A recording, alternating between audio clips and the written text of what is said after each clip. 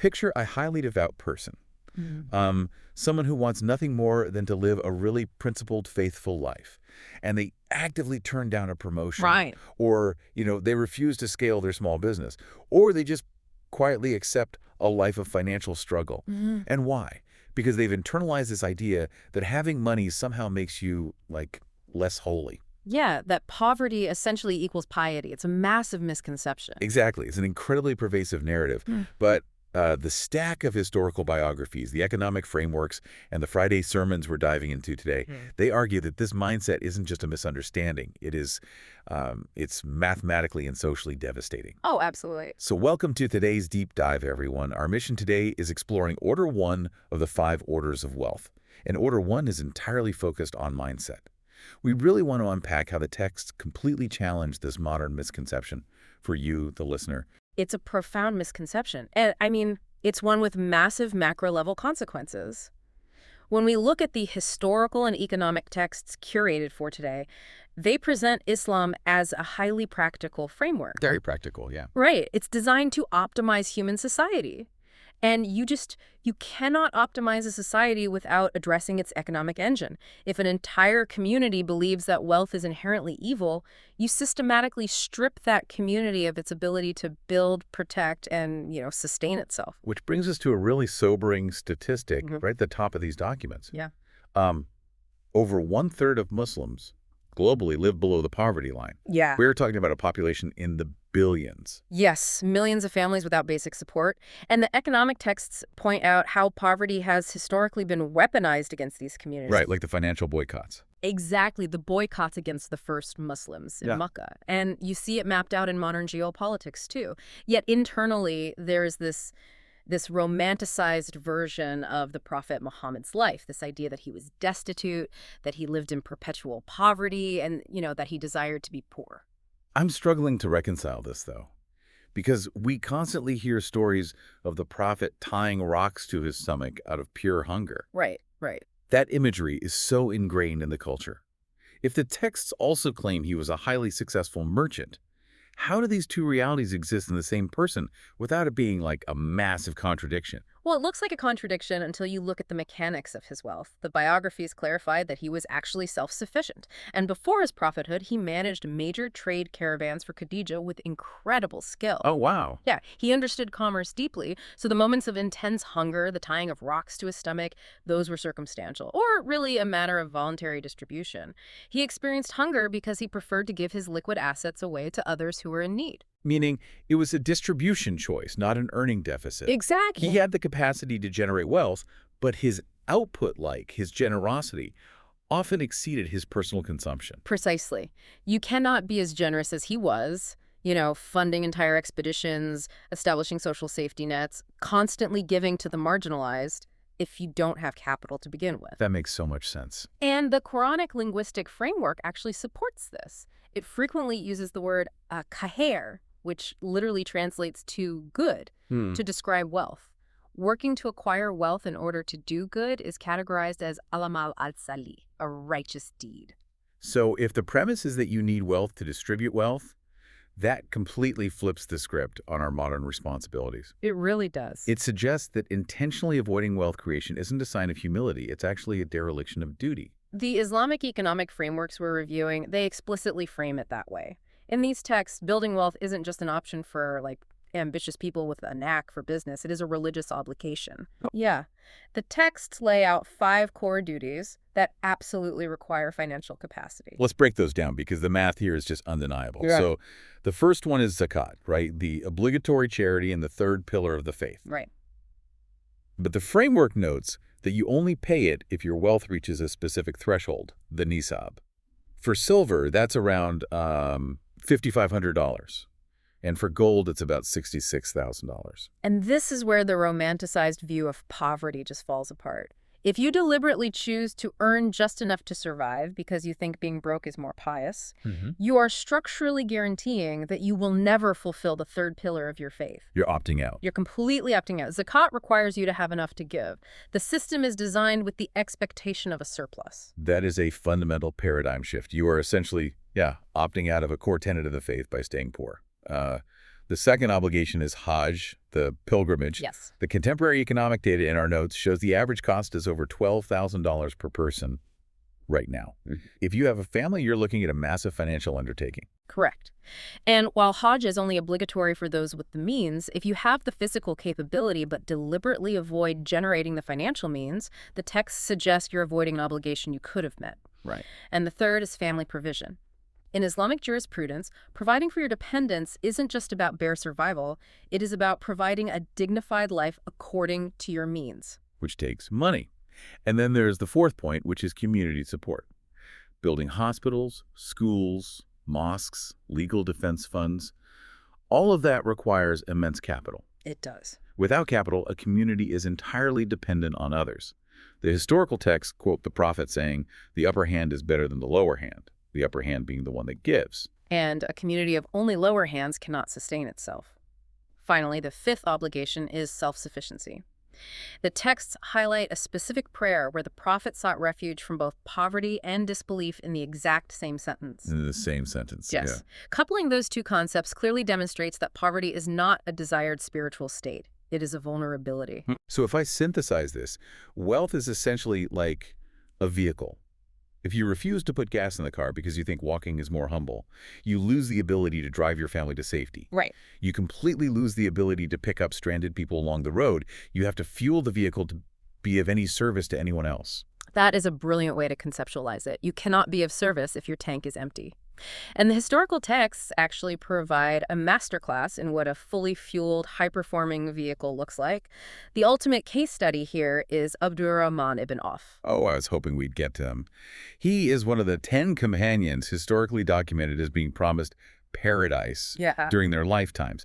So his piety, according to the texts, is absolute. Absolutely. Yet he was also mind-bogglingly wealthy. He is the perfect counter-narrative to the poverty myth. He arrived in Medina as an immigrant, completely penniless. He had to leave his entire fortune behind in Mecca. Right, he lost everything. Everything. Yeah. But he didn't sit in the mosque waiting for the community to support him. He asked to be pointed directly to the Kainuka market.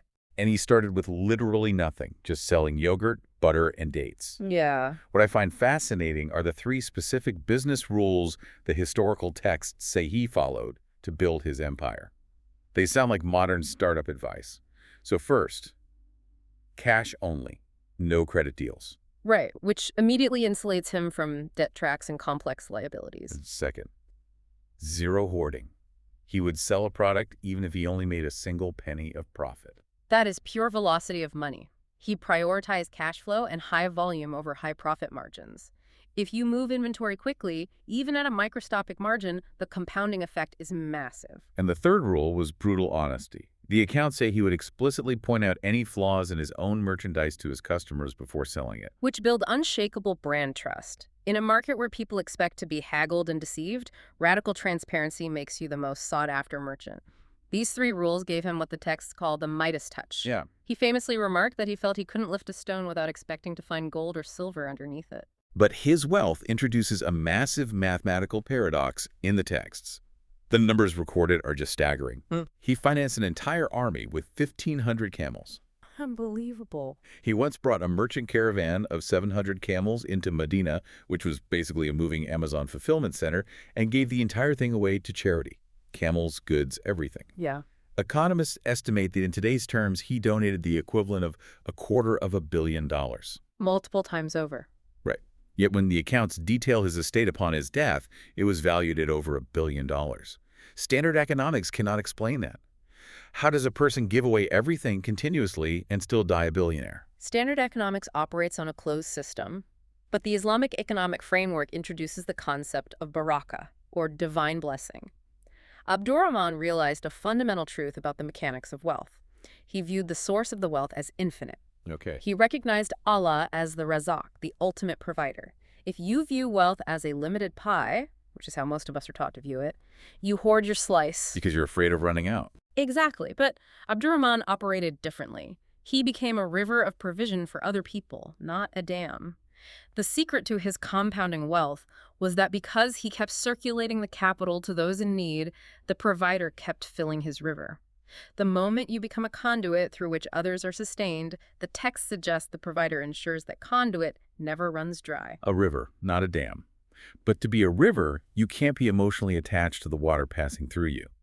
If Abdurrahman was able to give away millions without hesitating, his internal wiring must have been completely different from how we are taught to view money today. Oh, entirely. How do the texts explain that psychological gap? They explain it by contrasting two distinct psychological models. You have Homo economicus and Homo Islamicus. Okay, let's unpack that. So, neoclassical economics, which is the foundation of modern capitalism, assumes humans are Homo economicus. This model dictates that we are purely rational actors driven by self-interest. We're just trying to maximize our own pleasure, consumption, and status.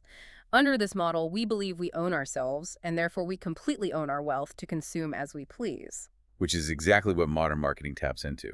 Every targeted ad tells us we are what we own and we need to consume more to be happy. Exactly. But the Islamic psychoeconomic model reframes this completely with Homo Islamicus. The core differentiator is the concept of amana, which translates to trust or stewardship. And it's really all about intention, or niyyah, as the foundation. Intention is key. Yes.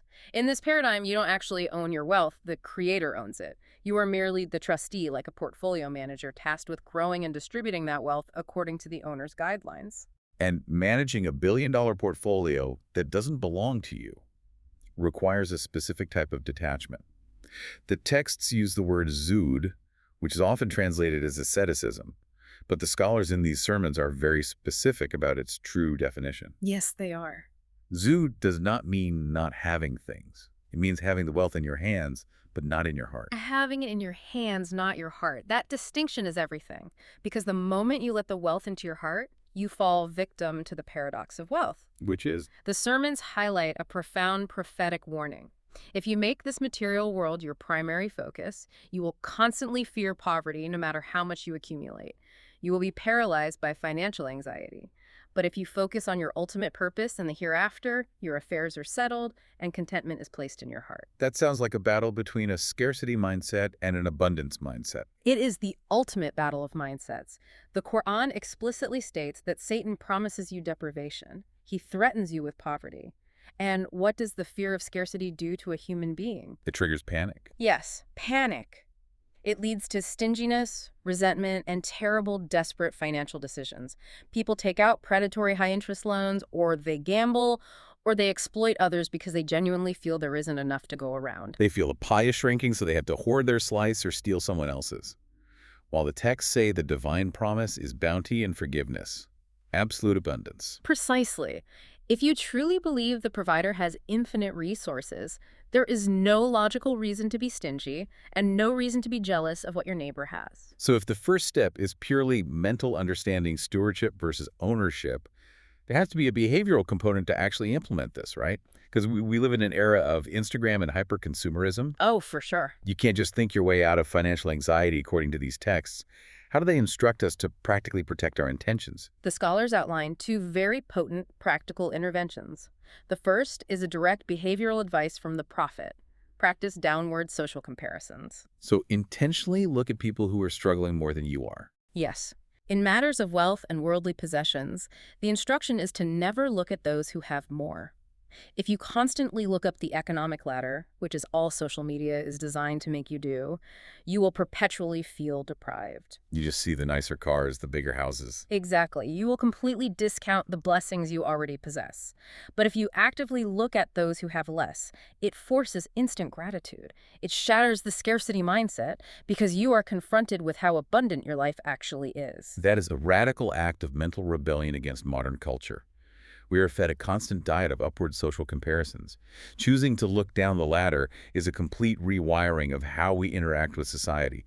What is the second intervention? The second is a behavioral hack designed to prove to your own heart that you trust the provider over the provision. And the rule is, give until it hurts. Give until it hurts. That is heavy. It is. Anyone can give when it is comfortable, when it's spare change, or when it doesn't affect their lifestyle. But when you give an amount that makes you pause, an amount that stretches you and requires you to sacrifice a want, you are actively severing the emotional attachment to that money. Wow. You are proving to your own psyche that you are a trustee, not an owner. You are acting like Abdurrahman ibn Auf, trusting that the river will keep flowing because you are keeping the channel open. That fundamentally changes wealth from being this dangerous thing that might corrupt your soul Yeah. into a necessary tool for ultimate spiritual and societal growth. Exactly. But bridging the gap between this ancient philosophy and our modern reality is where we usually stumble. Because what happens today, we get a raise or our business does well, and instead of becoming a river, we experience lifestyle creep.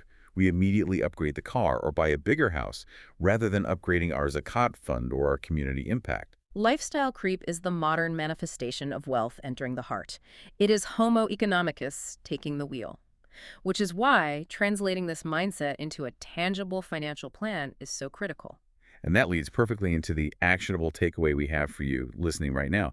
We started with a mission to explore how the texts redefine wealth. And we've seen the arguments that poverty isn't piety and wealth isn't inherently evil. Now we need to audit the reality. We do. We want you to calculate the gap between your current net worth and your religious obligations. Hmm. Sit down and figure out, what does it actually cost to take your family on Hajj in today's market? What should your zakat target be to have a genuinely meaningful impact on your local community? Those hard numbers are important. Look at them and set a specific 5 to 10 year financial goal tied strictly to fulfilling those obligations. Shift your internal narrative from, I should be content with little to be humble, to, I am obligated to grow what I have so I can effectively fulfill my duties. It is a profound shift from passive detachment to active, purposeful stewardship. And as we conclude our analysis of Order 1, I want to leave you with a final lingering thought from the sources we reviewed. Yep. It's a statement from the Prophet Muhammad that perfectly encapsulates this entire discussion. He said that an ignorant, generous person is more beloved to Allah than a stingy scholar. An ignorant, generous person over a stingy scholar. That flips traditional hierarchies upside down. It really does. If someone has memorized the texts but hoards their wealth, they are fundamentally missing the point of the texts entirely. It begs the question, is our knowledge actually benefiting us if it doesn't manifest in a generous, productive, and impactful reality? It forces us to ask what true faith looks like in action. It's not just what you know, it's what you flow. What you flow. I love that. Thank you so much for joining us on this deep dive into Order 1. We hope exploring these texts shifts your perspective and helps you fuel your vehicle for the road ahead. Until next time, keep digging deeper.